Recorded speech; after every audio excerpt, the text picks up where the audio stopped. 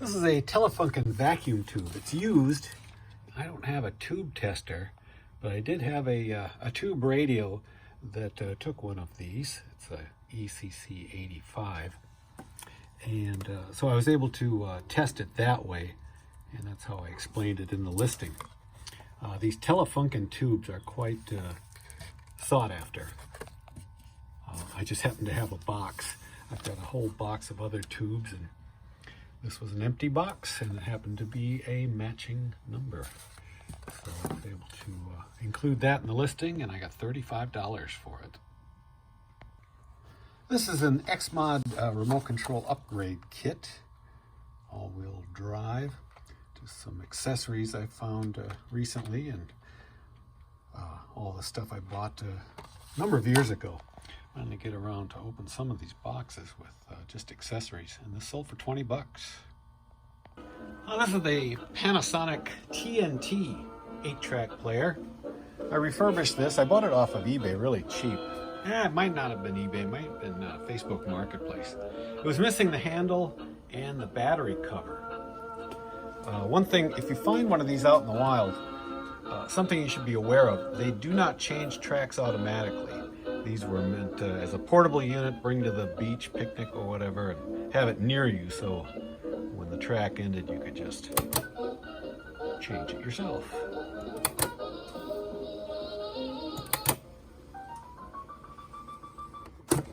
I found someone on eBay that has a 3D printer and made these, and so I ordered one, the handle that is. But no luck on the battery cover. I waited a long time before listing this, hoping I'd find a battery cover.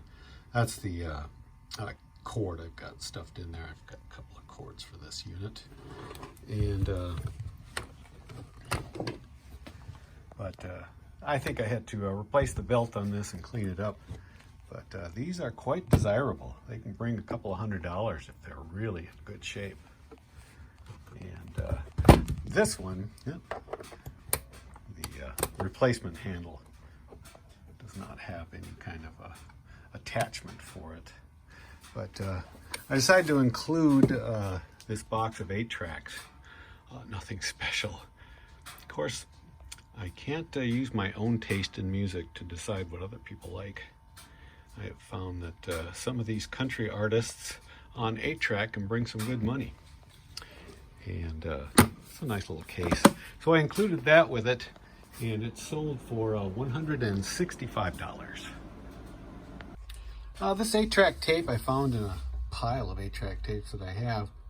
I go through them once in a while and pick out ones that I think might have a lot of interest, and then I replace the splice, because that usually breaks after the first or second time it changes tracks.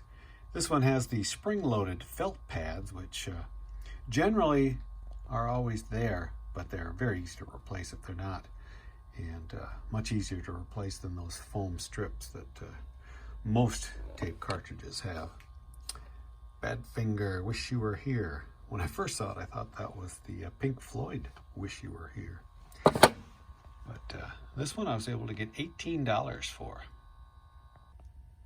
This is a lot of 7-inch reels, reel-to-reel tape player reels.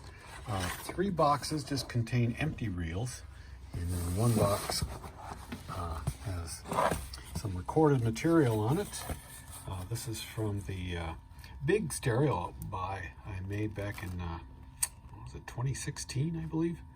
I bought a bunch of equipment from the estate of a colonel in the Air Force who traveled all over the world and was really into electronic equipment, recording, and very meticulous in his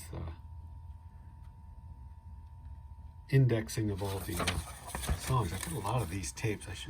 I've been listening to a few of them. I should get some more up for sale.